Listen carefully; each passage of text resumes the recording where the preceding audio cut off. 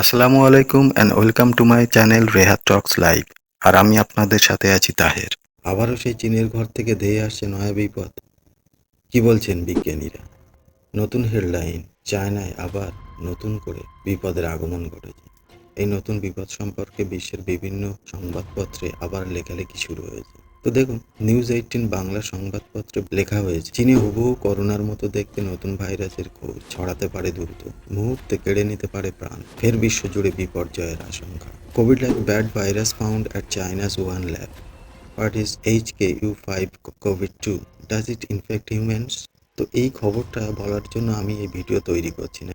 আজ আমি আপনাদেরকে অন্য কাহিনী বলবো। তো যাই হোক, আমরা ইতিমধ্যে বিশ্বের বিভিন্ন দেশে বিভিন্ন রকমভাবে এইসব বিপদের আগমনের বার্তা শুনতে পাচ্ছি। তো যারা কনস্পিরেসি থিওরিস্ট, তারা বলছেন যে এইভাবে মানুষের মনকে প্রোগ্রামিং করা হচ্ছে, মানুষের মনকে তৈরি করা হচ্ছে যাতে করে আগত মহামারীতে যেন সবাই আতঙ্কিত না হয়ে ওঠে বা হঠাৎ এসেছে বলে মনে না হয়।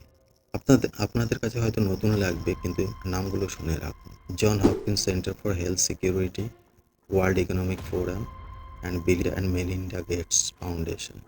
এই তিনটি সংস্থা 2019 সালে 18 অক্টোবর একটা সিমুলেশন কন্ডাক্ট করেছিল, অর্থাৎ একটা এক্সারসাইজ করেছিল। অর্থাৎ কোনো যদি মহামারী আসে তাহলে সেক্ষেত্রে তার বিরুদ্ধে কিভাবে দাঁড়াতে হবে, সেই বিপর্যয়ের বিরুদ্ধে কি কি পদক্ষেপ নিতে হবে সেই বিষয়ে এই তিন সংস্থা একটা প্রোগ্রাম বা অনুষ্ঠান করেছিল।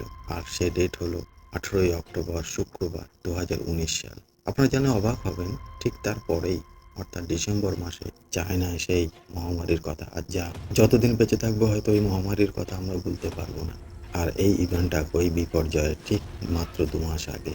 ওই ইভেন্টটার নাম হলো ইভেন্ট 201। আপনারা যদি এখনো সার্চ করেন তাহলে গুগল থেকে এই 201 সম্পর্কে অনেক কিছু জানতে পারবেন।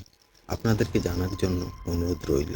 ঠিক এই তিনটি সংস্থা, অর্থাৎ the John Hopkins Center for Health Security, World Economic Forum and Bill and Melinda Gates Foundation, তারা একই রকমের একটা সিমুলেশন কন্ডাক্ট করেছে, বা তারা ঠিক একই ধরনের প্রোগ্রাম করেছে, যেটা আপনারা গুগলে সার্চ করলে অবশ্যই পেয়ে যাবেন। আর এবার তার নাম দেওয়া হয়েছে দ্য স্পার্স প্যান্ডেমিক 2025-2028।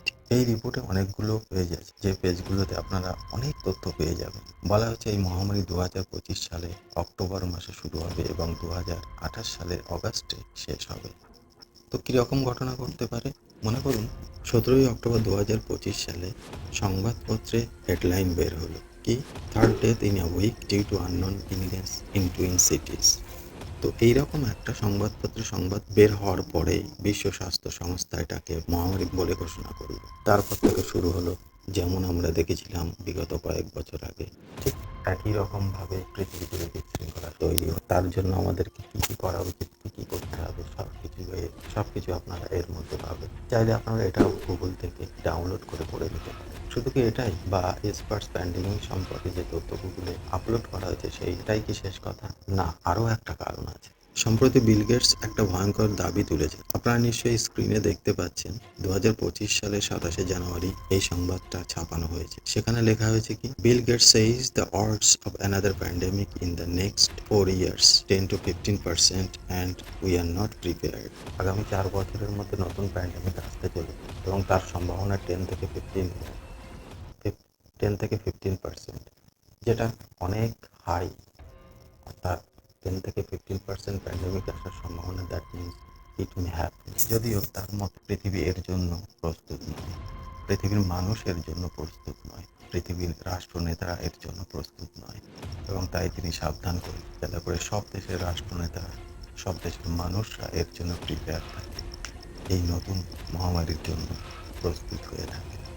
আমরা হয়তো অনেকেই জানি যে ডোনাল্ড ট্রাম্প জানুয়ারি মাসে নতুন প্রেসিডেন্ট হওয়ার পরপরই উনি প্রায় 100টার উপরে এক্সিকিউটিভ অর্ডারে সই করেছিলেন, এবং তার মধ্যে একটা হলো হু থেকে ইউএসের নাম তুলে নেওয়া।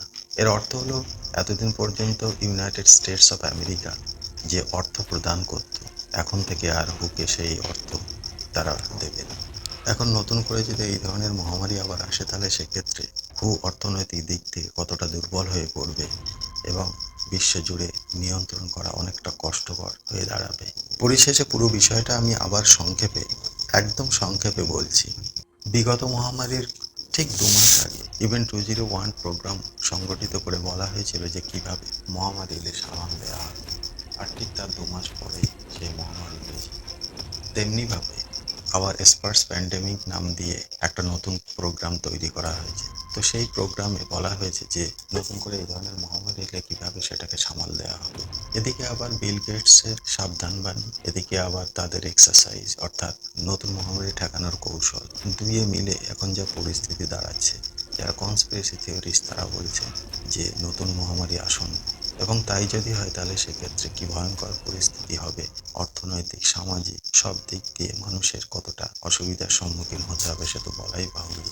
তার নমুনা আমরা কয়েক বছর আগেই জেনেছি। নতুন মহামারী আসবে না আনা হবে সেটা তো পরের কথা, কিন্তু এলে কি হবে। আশা করি আজকের ভিডিও থেকে আপনারা নতুন কোনো তথ্য পেলেন। আজ তাহলে এখানেই শেষ করছি। আপনারা সবাই ভালো থাকবেন, সুস্থ থাকবেন, আর হ্যাঁ, সাবধানে থাকবেন।